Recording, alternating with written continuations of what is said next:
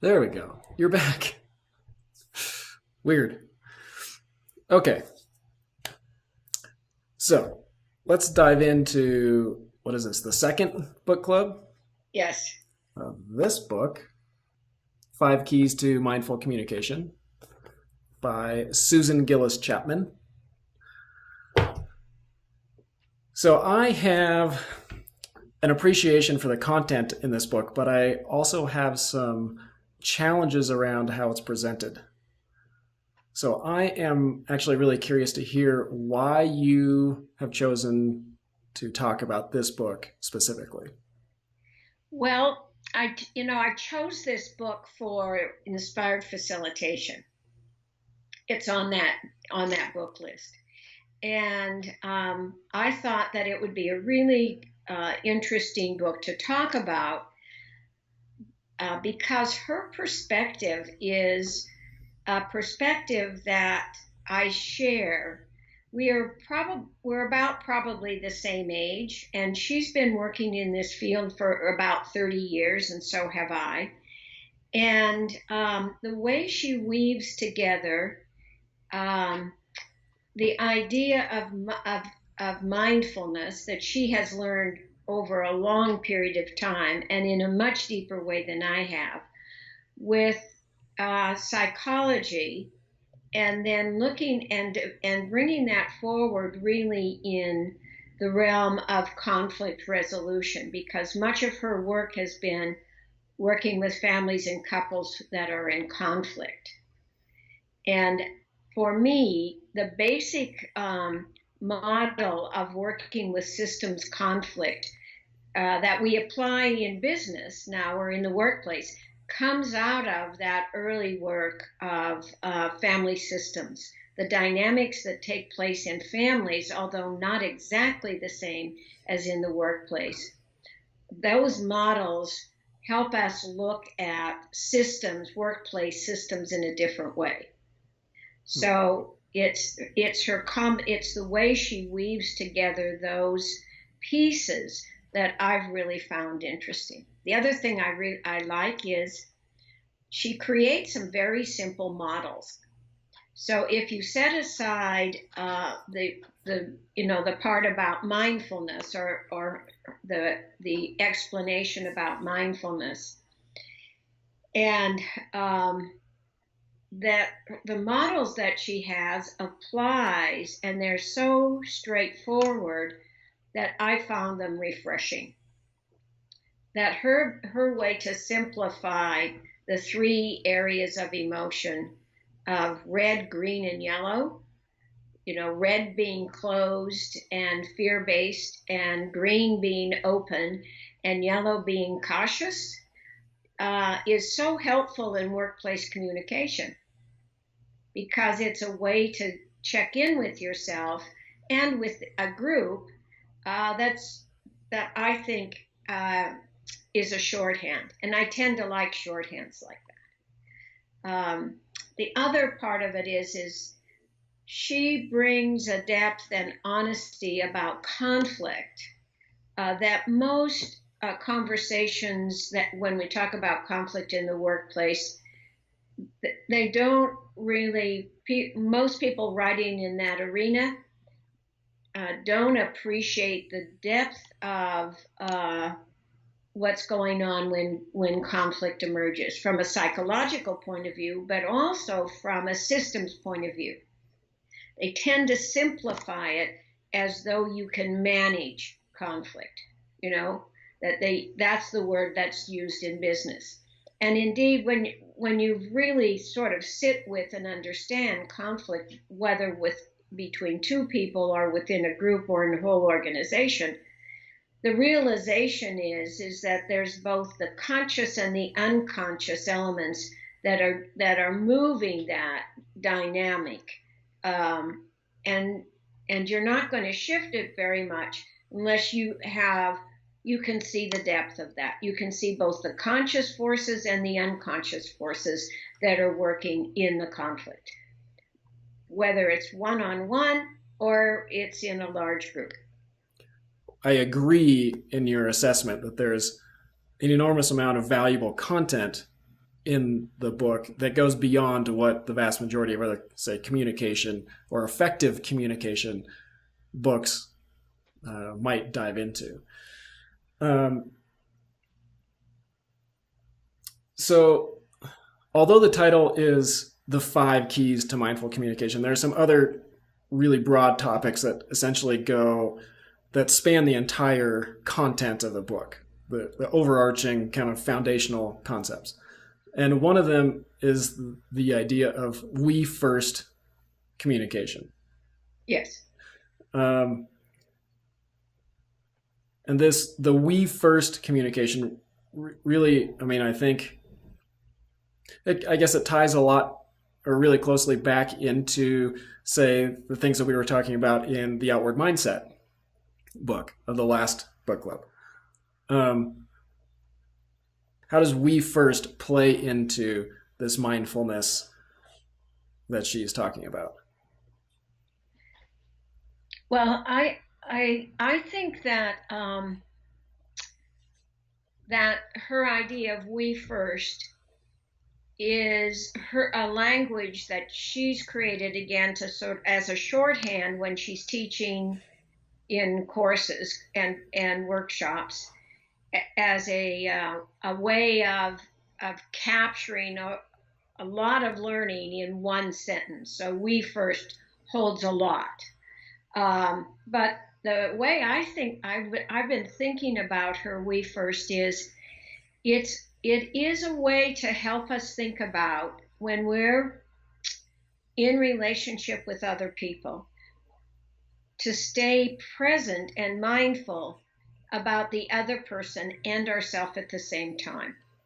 And when we go to me first conversation, what happens is that I lose track of the relationship, and I become only concerned about my self-interest. And if that's our goal, is to negotiate or to have a conversation out of self-interest, it puts us into a competitive relationship. And as soon as you get into a competitive relationship, the outcome of a competitive relationship is I have to objectify you. You become less than me. And when that happens, then you lose the capacity of understanding, right? That's the part I think that she bases her approach on understanding the other, staying in relationship to the other, and seeing the world as clearly as one can from the other's perspective as well as my own, but also seeing my own perspective rather than being out of fear-based and being in reactivity, reacting to my fear, being able to respond to something different that's between us. And I think as I think she developed her understanding of communication, because she spent a lot of time working with people in significant conflict. And it's one thing to be in a workshop talking about conflict. It's another sitting in a room, either with a group of people or with a family or with a couple, and really seeing how hurtful we are to one another when we close our hearts down. And we do that unconsciously. We can create a habit pattern of distancing and closing off and going to judgment. And it happens even in couples that care deeply for each other. It happens in families. It happens in work groups. I happen to see that happen in work groups more clearly because most of my work has been in that arena and not in a therapeutic or a working with couples and families.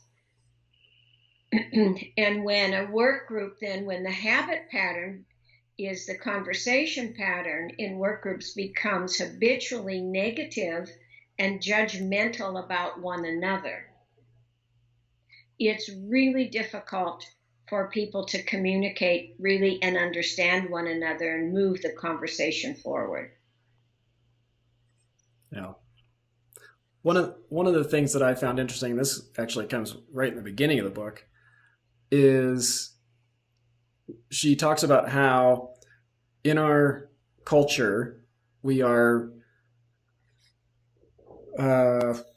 what's the word I'm looking for? We're very aggressive in our communication styles, and we place value on dominance.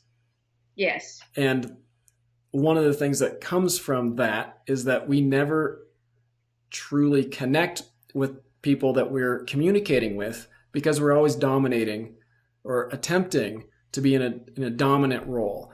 And when you do that, you don't allow yourself to then open up to actually have a true conversation with somebody and get to know them, because you're always driving the conversation. You don't allow them to truly communicate with you. And she states in there something to the effect of, our human nature is that we need to be, or we long to be heard and seen, yes, but also to know the other. Yes. And in some ways, our culture doesn't appreciate that very much, to truly know somebody else. Well, it hasn't. But I do think that there are spaces in the culture where that happens.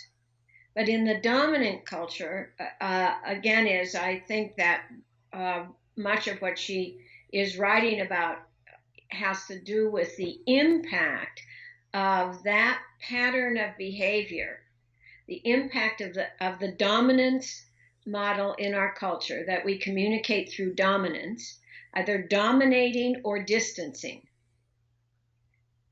and how that leaves us alone. The feeling Right. of isolation that is significant in our culture now comes out of a pattern of relationship that is dominance or distance.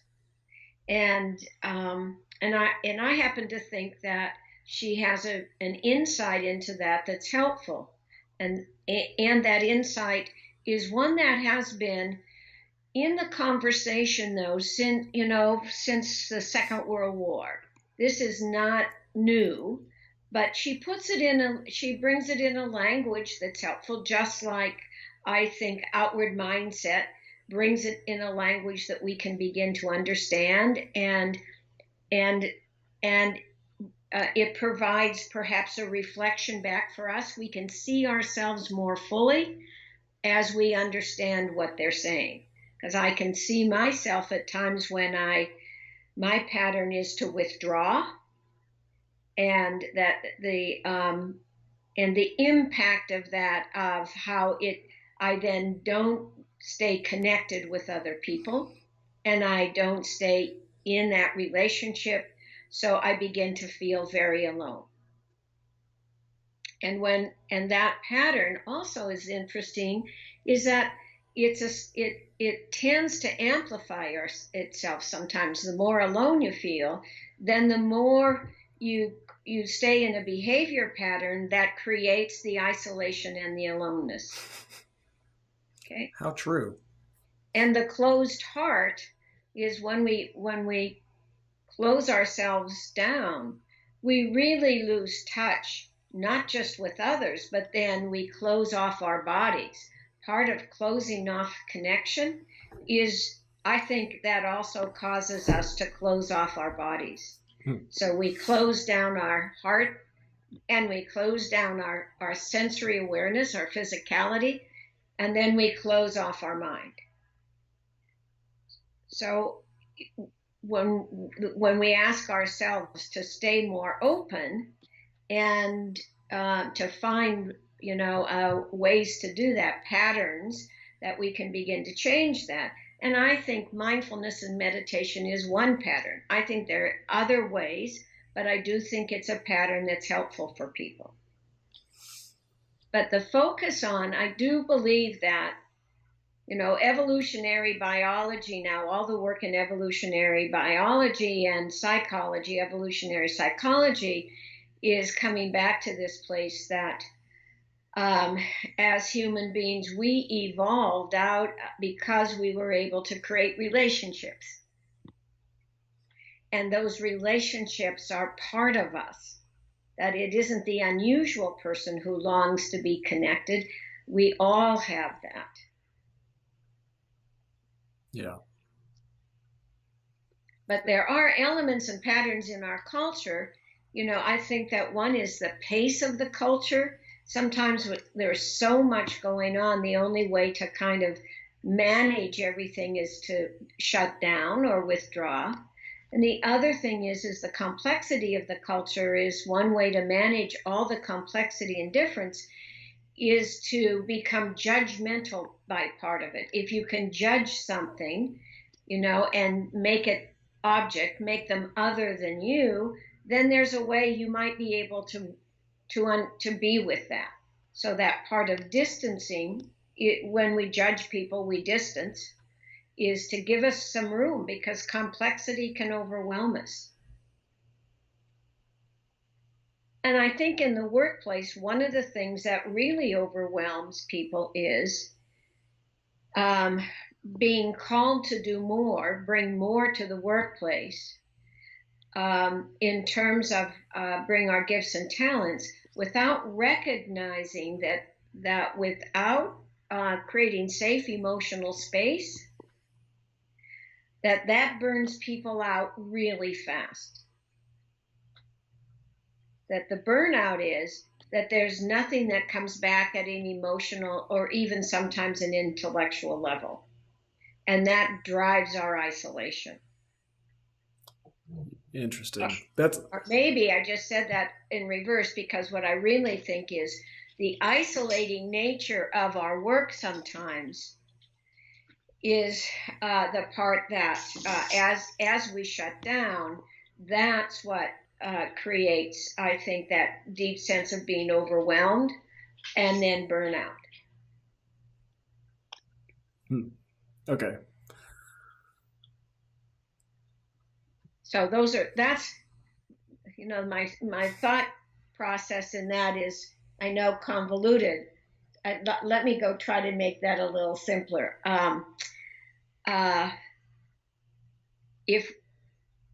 When we can create those moments of connection in the workplace, even if they're 3 or 4 seconds, and we understand the other, it doesn't mean that we agree with everything. It doesn't mean we have to be best friends.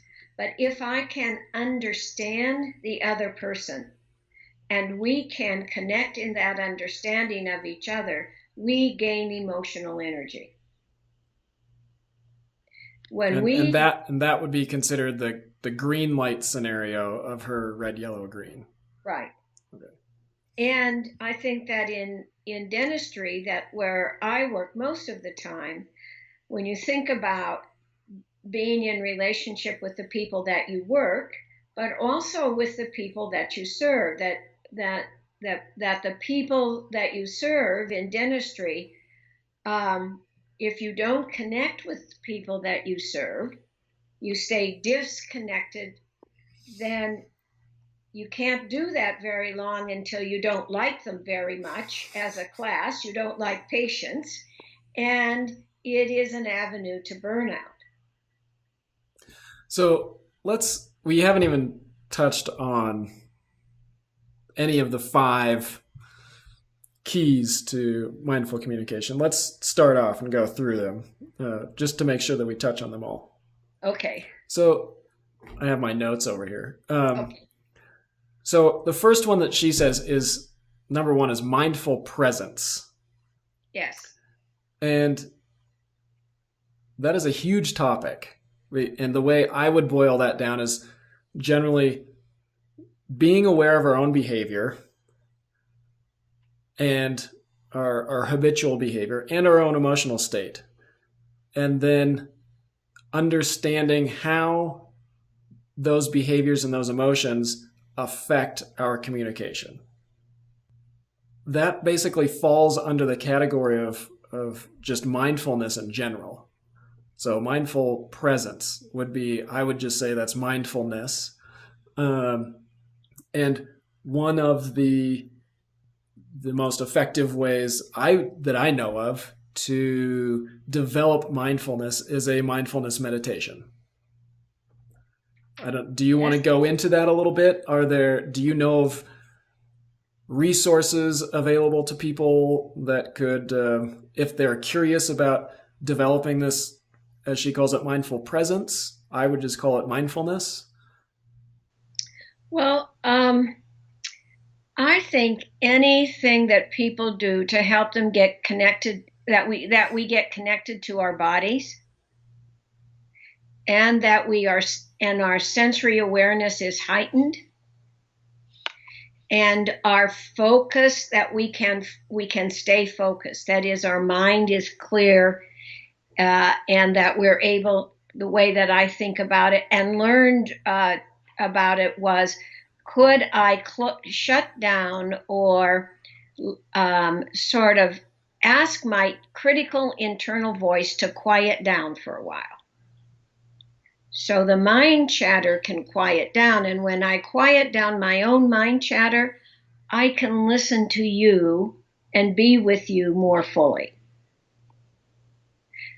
But also, if I can fully calm my own body down, and I'm aware of my body, I can also then be more aware in a sensory way of you, of what's going on for you. I can listen to you, but not just with what you say, but with all the communication that you're bringing forward. And I think that's what presence is about. It's a word that's hard to describe, but it's a phenomenon that I experience as very real. It's a phenomenon when I can feel really present in my own body. You know, I'm not holding my tension in my shoulders. I'm not just thinking about what you're saying. But I'm really sitting in the experience of listening to you. For not always a long time, but sometimes for a long time. That's what I think is mindful presence. And it helps you understand what deep listening is. And most people listen at what, if you think of there could be levels of listening, just to help us understand it, is that the first level is we're listening just for the facts. And sometimes we have to practice listening so that we can get the facts right, because we're not even listening to the facts. And the second kind of listening might be listening to the feelings. And the third kind of listening might be listening for understanding really what's going on, what the big picture is all about. And the fourth level of listening is really listening for what the whole story is. I often say what's the story behind the story? That's my way of talking about deep listening. Listening for the whole story. Yeah, that language throws me off a little bit. When you say, you've said this before, of like the story behind the story. For me, that conjures up images of me trying to create or craft a story about whatever this person is. That's not what this person is telling me. It's deeper than what they're telling me. And so that's that's a tangent that I don't necessarily want to follow. Let's take that apart, because most people would misunderstand me when I say that. I'm not suggesting that I can guess what the story behind the story is. Okay. That's not deep listening. What it is I'm just present. So if anything that's there, I'm open to hearing. It isn't that I know what it is, or I can read your mind, or it even has to happen. But if I put up a barrier and what I'm saying to myself is, oh, please don't tell me anything I don't want to know. Please, or I might, sometimes think, oh, I don't want to hear that.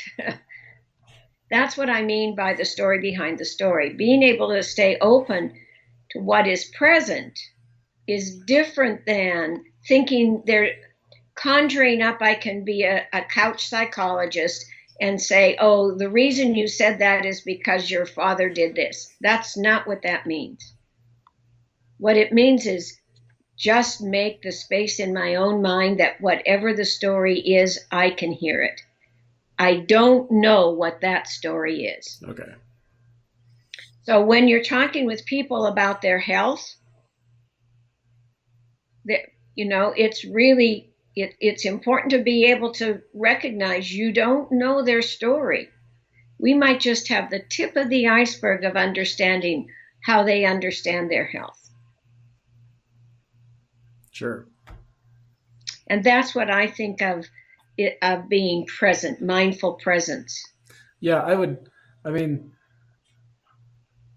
so certainly I would say mindful presence, I would think of it as being able to be obviously present and being able to listen to the other. But I think it's also, and my understanding of her definition of that would be more around our own ability to identify what's happening with us internally. Yes. And not necessarily projecting the fear and anxiety out onto the other. Or at least, or maybe even just being aware of it, which is, I would say, step number one. Well, I think step number one is being aware and being okay with it.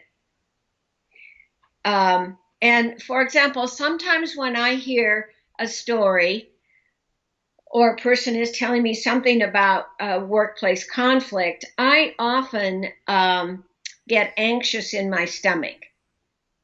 And so if I can pay attention to that and say, oh, that story makes me anxious, I'm getting anxious, and I can be aware of that, I can actually sometimes give voice to it and to say, oh, when I heard that, the story is, I began to feel anxious for everybody in the team. And that's the way I would understand that. Or if something else is happening, I can feel it in my heart. I can say, oh, that's a difficult story. So for example, in working with a team and the story is the transition of somebody in the team who's been there for a long time is going to leave, and the team is sad. I can recognize that and be with that. I don't have to deny it or make it up more because it's in the conversation already, and I can feel it. I think that's mindful presence. So it's just being aware of the impact of a conversation. And that impact is both emotional in terms of what, is this causing anxiety or does this make me happy, but also physical. And those two things are often linked. Is that correct? Yeah. And for me to stay in my body, because if I get scared and then I shut down then I lose. I'm not being aware to myself and the other person at the same time. Practicing being aware of myself and the other person at the same time. Okay. So that is an enormous topic. Yes, it is. Are there resources that you have found that are particularly helpful or have been helpful for you or other people? Well, I think that all the work that's done on presencing and mindfulness, it's a large vocabulary a large library of people now. of really trying to help people stay present. That word is in lots of the literature now. And so I think of, we've talked about this before, but Daniel Siegel's work is really about how to stay present in the moment, and then how to use that presence to stay present in the moment with another person. But the first learning is staying present with ourselves. And so I think his work has been a really important resource for me.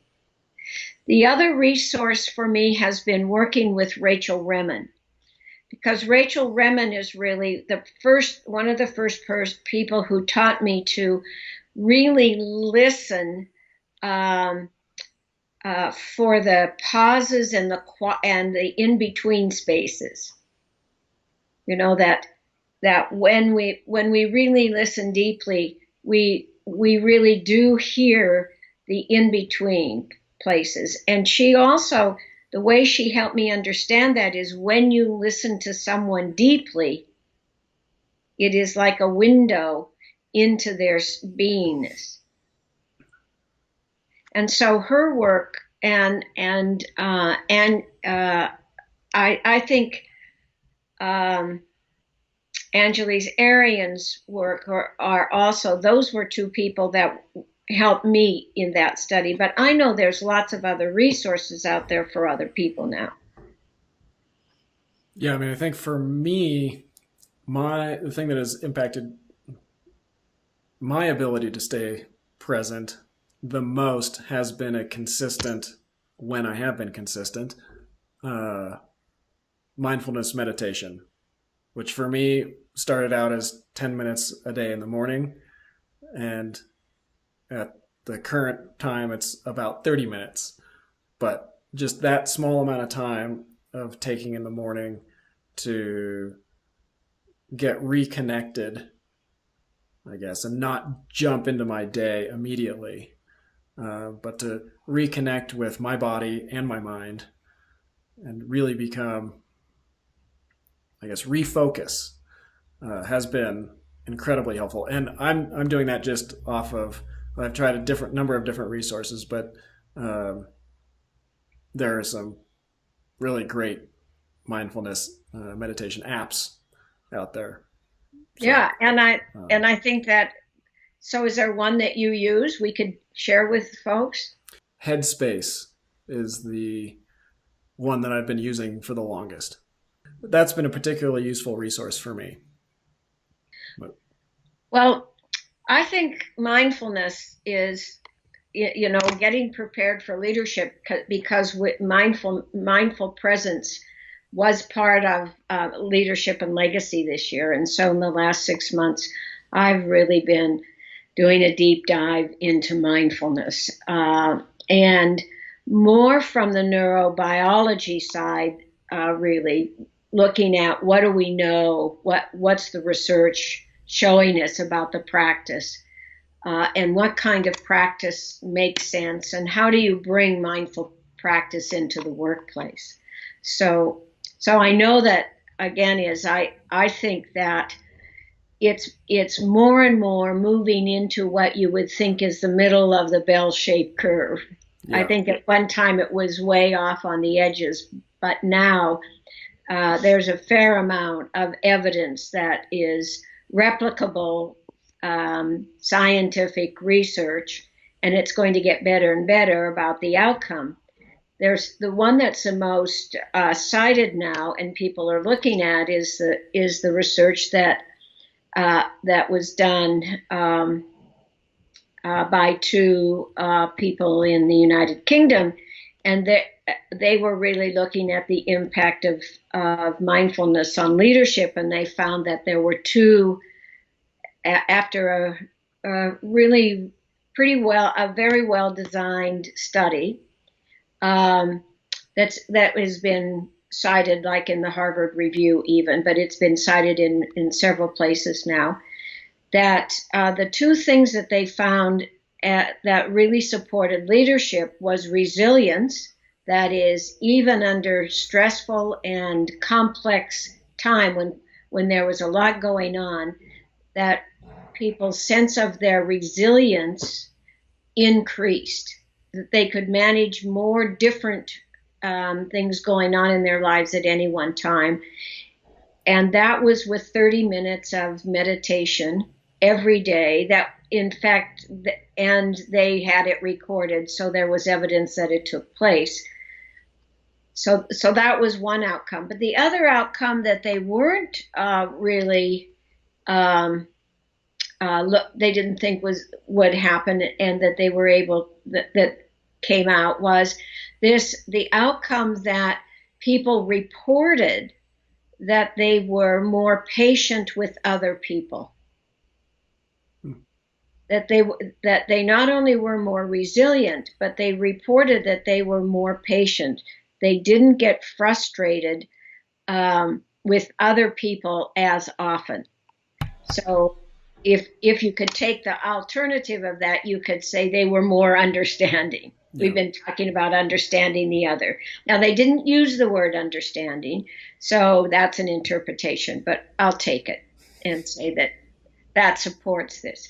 So when we were thinking about this idea of effective communication, if we can practice mindfulness, it gives us access into understanding people in a different way and ourselves.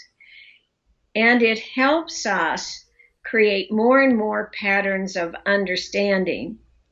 And then it gives us a pathway through conflict that is not through dominance or distance. It's through understanding and getting to a win-win.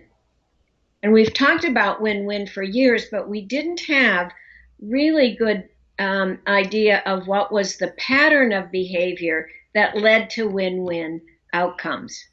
We could see it when that happened, but now I think with her work and other people's work, we're beginning to sort of take the patterns apart and say, what patterns really support us moving through difficult conflict and getting to a win-win? What does that look like? And that's very different than a win-lose decision or a win-lose outcome. Yeah. And in the workplace, there is a way that we, for a long time, just felt like win-lose was the only outcome possible, and your job was to win. And the higher up in leadership was to win the most. So that's a reframe that's going on in the workplace. Yeah, and I suppose that does, in some respects, tie into or segue into the second key of mindful communication, which is mindful listening. So if you're always trying to win, you're never open to exploring what the person has to say because you're always driving that conversation. Yes. And I would interpret what she terms mindful listening as being open and curious about following the path of the conversation as opposed to driving that conversation. Yes. And if you take that apart a little bit, what that then means is mindful listening is more about the process of listening than it is about the act or the content of the conversation. Well, it could be both. When you first really pay attention to people, you're really in the process most of the time. And then I think that for me, I can stay in the process and hold the content at the same time now. Sure. As you develop that skill. Yes. Yeah. So for someone who doesn't have that skill, someone probably like myself, what is that process? Of doing the both and? No, of what is the process of mindful listening and how do you stay in that process? Well, I think, again, the part of mindful listening is really built on staying present to what's being said by the other person and also staying present to yourself. That is mindful presence, but it's also the element of mindful listening. So that I can, the way that I would say it is for me, so that I can quiet my mind and my body and be there for what's happening right now in the process without needing to drive the conversation or bring the conversation back to me, because I'm already in it. I have a belief that I'm already in the conversation. I don't have to bring it about me or tell my story all the time, because I'm already in the story. And the other part of that is to be able to listen for be curious about that which we don't know. I think that key is curiosity. If you could practice one thing, it's generally for me is, oh, I wonder what else is happening. So if you want, you tend to like one key. Okay, one key is curiosity. Well, that's the one that I always fall back on. Right. So staying curious and open to where that conversation could go. Yeah. And I would think most of us have had the situation in which we're in a conversation with somebody and there's something we want to say or a point we want to make, but the other person continually diverts the conversation and we keep trying to bring it back. How do you stay in that listening, that mindful listening mode of hearing where that conversation is going for the other person, but also being able to communicate? Well, that's a rabbit hole, but it's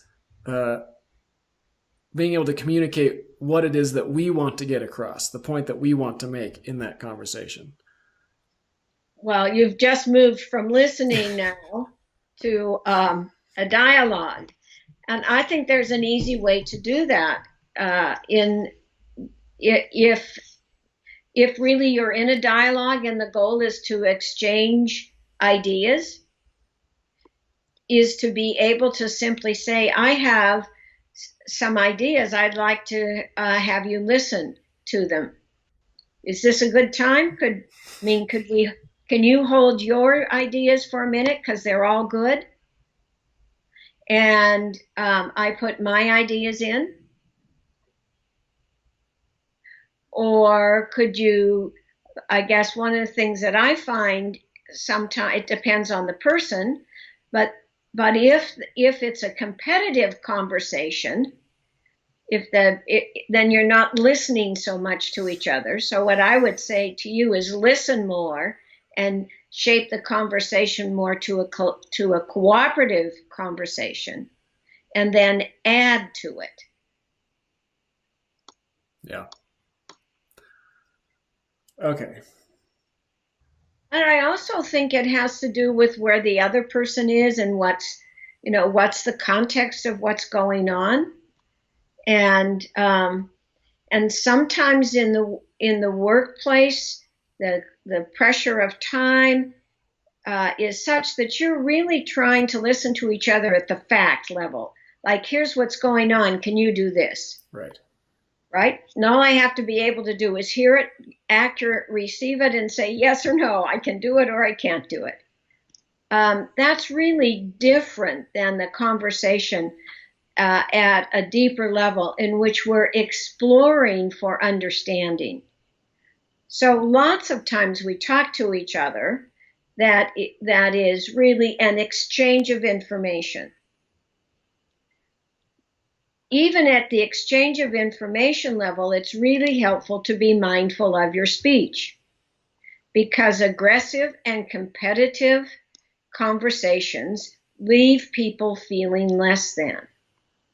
Even though you're familiar with it, it's the outcome of it is people feel diminished.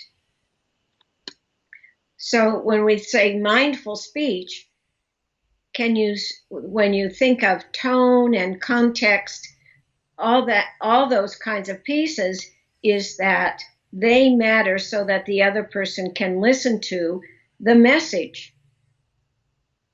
Even at level 1, when you're just exchanging information, you don't even have to understand the information. You just have to get it accurately.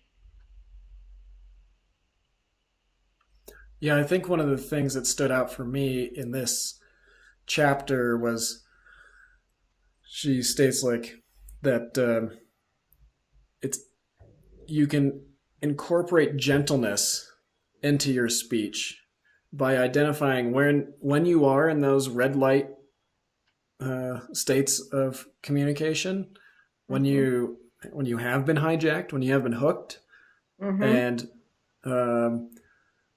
and choosing not to project those emotions through your speech, whether that means to step away from the conversation or simply to take a few deep breaths and before you reply to somebody. But using that as a very simple tool, I had never thought about it as a way to incorporate gentleness into speech. But I think that could be really effective in that you're choosing not to project the harshest of your potential communication out onto the other person. Yes. And to be mindful when you do. I mean, Right. even to be able to catch yourself, or to catch yourself, the red light's on and you just plow right through the red light.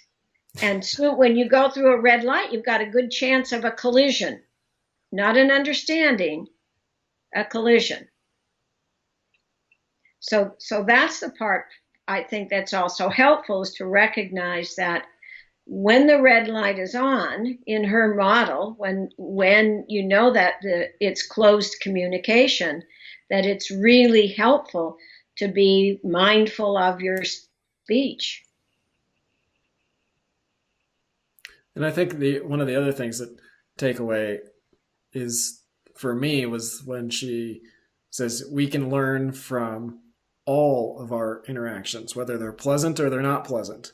So if you are in a situation where you're in a red light communication state and you do project that out and you do make those comments, or having the awareness, then having the presence to say, okay, this is what happened. And then even being able to go back into that conversation with the other person and say, listen, this is what happened. I'm sorry. Or this is what happened. Not even I'm sorry, but this is the situation. I think that. And this is what I recognize. Now, this was the experience. Yeah. Yeah. Because if that can happen, if I can go back into it and recognize it, now I can come back into mindfulness. When I go into reactivity, when I get hijacked and I get really reactive, I'm not mindful. I'm in an old behavior pattern. And that pattern may or may not match today. So the ability to stay current, to stay mindful and respond to that which is in what's really happening today is our challenge more and more. Doesn't mean we're going to get it. Right. And that actually ties into key number 4, which is mindful relationships. This is a big one, but she kind of puts it as unconditional friendliness, which is but you have to be unconditionally kind to yourself before you can be unconditionally kind to other people. But part of that, or I think a big part of that, is an awareness, a self-awareness of our own fears and anxieties, and what those fears and anxieties produce in terms of behavior. Yes. That is a huge topic in and of itself. Is there anything that you feel like is important to state in that? Well, again, is putting it out there is that could be a whole conversation in itself, right? Yeah. Just that. And um, I, again, as I think of it, is not either or, but both and. The more and more I can be, I can have a kindness to myself, not a kindness that lets me off the hook or is sympathetic, or but a kind of kindness that is able to be with my who I am more and more out of insight and awareness of myself. And the more I can understand my critical voice, and when it rises, I can turn it down or let it be, but I know it rather than react to it. So, for example, for me is that when I lose my keys, which I can do regularly, is soon as I do that, I get really upset with myself. And my internal voice gets so loud, I can't even think about where my keys might be for a while. I have to relax and breathe, and sometimes even do something else, and then come back to losing my keys. But the more I'm aware of that, then I know that's really not a good time to have a conversation with anybody else until I can quiet down my own critical voice. And that's my story and my work. I mean, that's something I get to be more and more aware of. That's the hijack. I get hijacked. And in a relationship, to be able to know that hijacks are going to happen, but I'd like to have fewer and fewer of them, in which I project my scared voice onto somebody else and make them wrong. That I'm able to live into knowing that's mine. Now, keys are one thing, but there's, the whole sense of self-worth. If I begin to feel like I'm not worthy, or I'm not quite as good as the next person, that's the sort of thing then that will, that if I can't stay mindful of that, I might then say that person is really kind of arrogant or rude, rather than the seed to that really may be the way I experience myself, my harsh personal critic. Yeah. And I think we've said this before, but one of the things that I've learned over time is, and it's hard to look at in myself, but when I'm critical with myself, I'm critical with others. And most people have the belief that they're harder on themselves than they are on others. But really, when you take that mask off, you recognize when you're hard on yourself, you're also hard on others. And I think that's not a friendly way to come into relationship, or a kind way to come into relationship. So what resources are there to be able to support me in finding how to become and supporting developing a less critical internal voice, increasing your self-kindness? Again, I think that comes from cognitive psychology, learning some new patterns. I think meditation does that. Prayer does that. I think sometimes journaling does that, to be able to become aware of what the critical voice is, or really what happened. Sometimes events happen and I wonder, wow, what happened just then? How did I get there, in that situation? But I also want to be able to say that that doesn't mean we don't have good boundaries and clear boundaries, and that we're just like, some kind of angel saint or something going about the world. That is not what that is talking about. It's really becoming more and more aware of our own times when we get hijacked, understanding that we get hijacked, what happens, and is there a way to lessen that?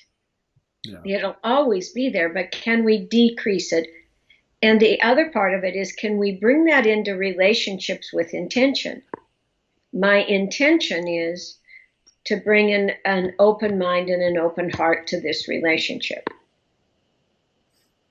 Seems like, I'm just thinking, Brene Brown comes up as an example of her work.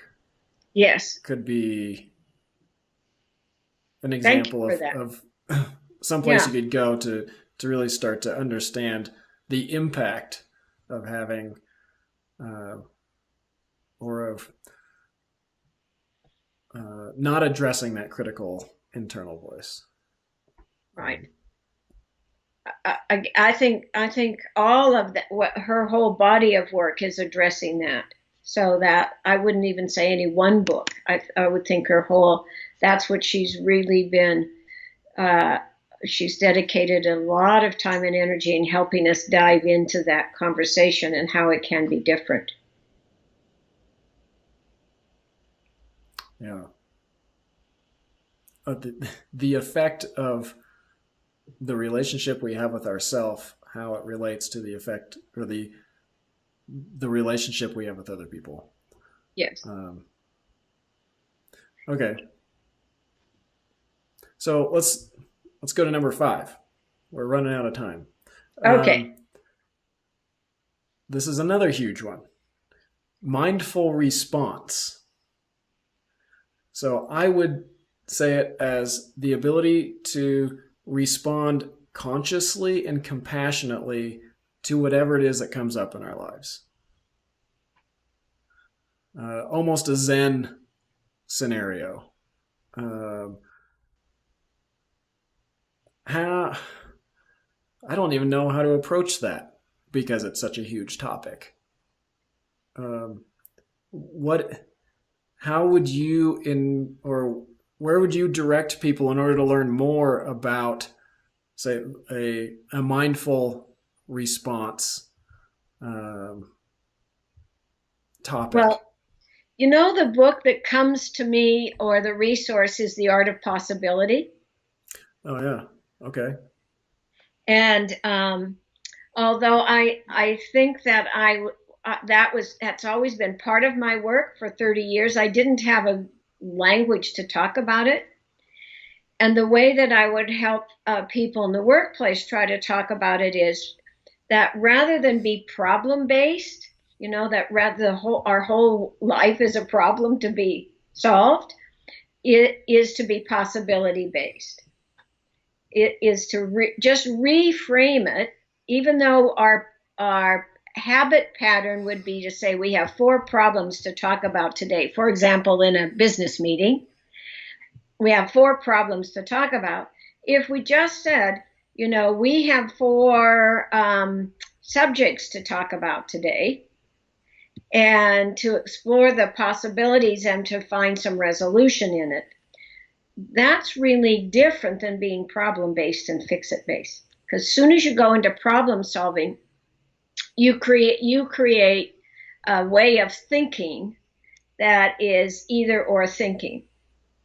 Or the other way that I help people look at that is to be able to say, gee, it seems like there are 4,000 ways we can resolve this. Let's take a look at 1 or 2. And I think it's not pie in the sky, but it helps us reframe a thinking pattern. And the thinking pattern is we tend to think of everything as a problem rather than it is something to address. It isn't going away. I don't want to make it like we're not going to resolve this or find a way through it. It's not that at all. And it isn't everything isn't a problem. Okay. So So being more and more when you are looking at, well, what's coming down the pike, being able to not be so, again, reactive to the problem, identifying it and reacting to it, as identifying it and staying open to, before we go to solution, is there a way that we can see this in a bigger possibility? Yeah, I can see that in my own experience of when I'm in a conversation with Allison and we're talking about the business, and either one of us presents a potential opportunity, oftentimes the other comes back with a negative response simply because typically that potential opportunity results in increased work for the other person. And Yes. and so we respond out of going to instant solution, and then what that solution then would mean, what the impact would be, as opposed to following the opportunity where it may lead. Right. Yeah. But in the workplace, my shorthand is, there's some conversations that are nuts and bolts. Again, we're just exchanging information and saying, here's how it is, and this is what we're going to do, and that's a transactional kind of relationship, right? But there is another kind of conversation, and it's helpful not to mix the two up, and that is, well, this is a different conversation. We don't have the solution. There are no nuts and no bolts, but we do want to talk through a different way or some opportunities, and we don't want to close it down. And so I call those, you can give them a name, but I used to call them the white rabbit conversations or something. I can't remember all the ways, but this is a conversation that what we're trying to do, because we have time, we're not short on time, we have some time to open those conversations up and begin to explore them. And I think that's really helpful when you can differentiate what kind of conversation is this. Because I may come into it thinking it's one kind of conversation. You come into it, it's another kind of conversation. Totally. And we totally miss each other. Yeah, exactly. And in the workplace, that happens a lot. And one of the things that drives it is our time constraint drives that. But also our priorities and a whole lot of other things. So when you say that, I think that's really helpful in the business world, particularly, is to be able to have some conversations and awareness about how you came into the conversation and was it a match? Right. Yeah, that's helpful. So that's helpful for me. I'm curious, what in this book, there's an enormous amount of content in this book, and the foundation of the book being mindfulness is an enormous concept. But I'm curious for you, what's the most interesting and what has been the most helpful for you?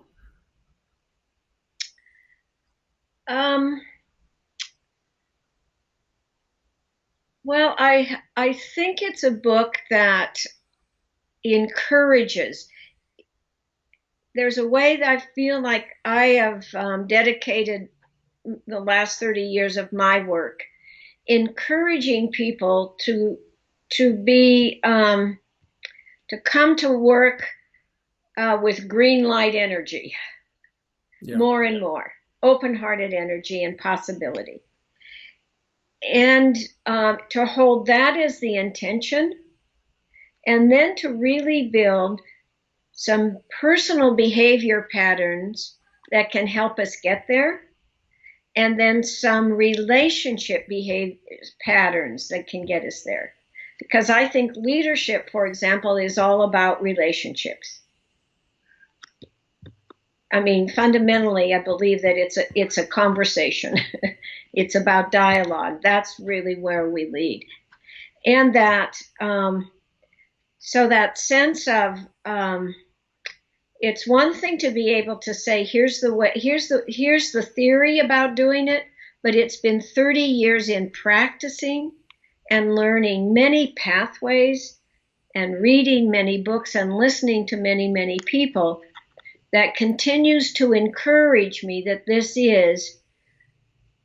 is a pathway that's going to support work being healthier and healthier for all of us. And since we spend so much time at work, and work is a powerful connector in our lives, it's a powerful organizational structure in all of our lives.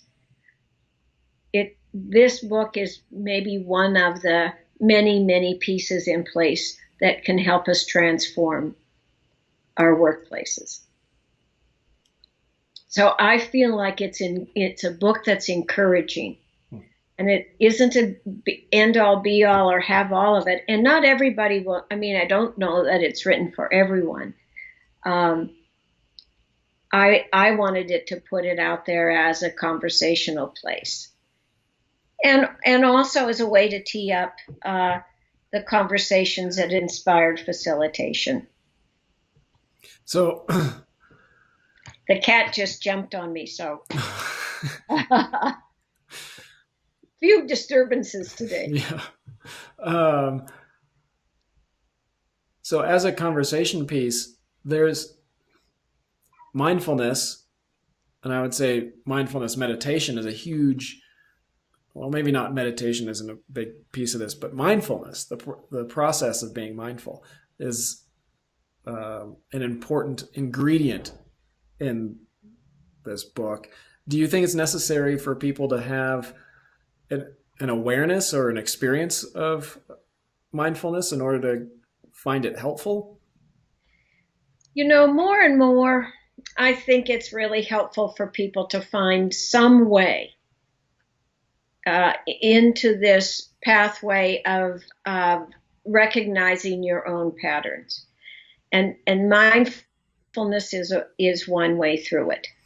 And I never, I'm not I don't like beating the bandwagon for any one thing. And I do believe it's one way into it. Many people, I believe, find their own way into this awareness of self and others through reading, through poetry, through art. I think there's many, many avenues through this, through philosophy, through science, through the physics. I mean, when you think about someone like Einstein, found his way into some of these major ideas about open-heartedness or open-mindedness. He found it through science and philosophy. So there's many pathways.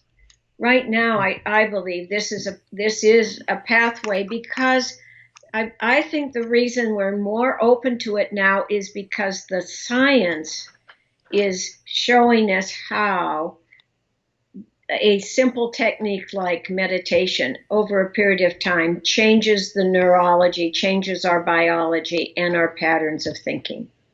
That's why I think it's work. People are willing to take a look at it. It's not a religion. It's a learning technology now. And do you think it's possible, or do you think it's valuable for someone who doesn't have a strong awareness or experience with a mindfulness practice currently? Do you think they could still benefit from the content in the book? Yes, I do. Okay.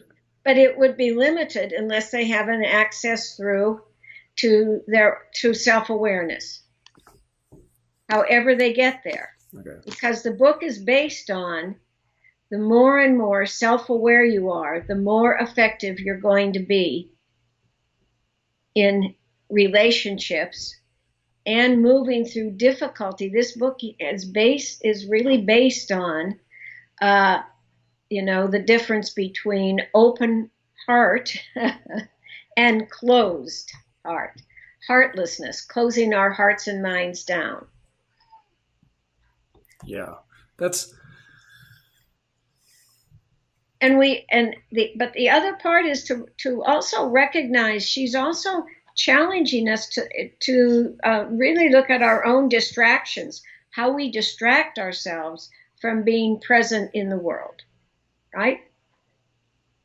And I think that's another part of it that's really helpful. But I would say that my biggest takeaway that I would invite people to read about it is it's encouraging. It's a book that can encourage you. For someone who's coming to it as I came to it in the first reading, hoping to get some practical advice on how to become a better communicator, is the content in the book applicable for a competitive business environment? No.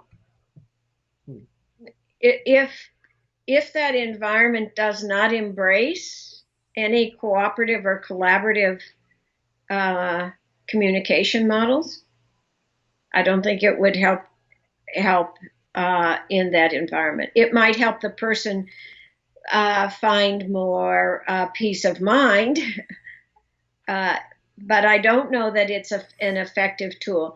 It's effective in that you change. I think there's a bigger thing that goes on in workplaces, and if in a workplace is competitive and toxic and hard on people, this might help a person be in it, but it wouldn't help a person thrive in it. Unless they had some avenue to change that environment. Why don't you think it's particularly helpful? Unless you have an avenue of influence to influence others, that a competitive environment is based on dominance and holding power over. So are you saying that by using, say, mindful communication, a mindful communication approach in a highly competitive business environment would lead to, I guess, what am I trying to say? You would become subservient to somebody else, like other people would be able to dominate the conversation, or where? I guess I'm curious about what the impact is of, say, if I were to go into a competitive business environment with a very open, mindful communication approach. Why wouldn't it be effective? Well, this is a hypothetical, and I don't know exactly how to go there. So I hear your question. So is the question about me being effective in that kind of organization, or is it effective with me? I think mindfulness is effective for the individual. I think it might influence on the edges of a competitive organization. Probably it will. But in a competitive organization that is based on dominance, it will have a very difficult time moving the systems, the things that keep dominance in place will be very difficult to move. Sure. Okay. I can understand that. But do you not think it would also be effective just in the interpersonal communication with the people within that organization? Sure, it could be. Yes, it could be. But when you say, is it effective in the organization? One of the things about leadership now is the recognition of people are doing a lot of writing about whether or not there's an invitation not, first of all, in some organizations, there's no permission to be mindful, let alone an invitation. So if there's no permission in the organizational structure, that becomes difficult. Between us as team members, if we're sitting next to each other or we're doing a project together, at that level, it's always effective. Okay. But its ability to change up the system is pretty limited. Okay. I understand that. That is the majority of what I had for today. Do you have anything to add, or should we wrap it up? Well, I think I would add thank you very much to Susan Chapman for writing this book and giving us the gift of her insight and wisdom, and also to you for the questions and the provocative kind of conversation that you always bring. Thank you for that. I look forward to having the conversations and more. So that's really where I am today, and just feeling grateful that today I've been really thinking about the wonder of, at the time we live, you can be really cynical about this time, or you can be somewhat generative in this time. And today I'm feeling like this is a wonderful time to be alive, in that we can use this technology and we get to have a conversation and include other people in this conversation. Is for me an indication of a generative. There's generosity more and more in the culture. So thank you. Yeah, thank you. Well, with that, I think we'll sign off for the evening. Good night. Good night.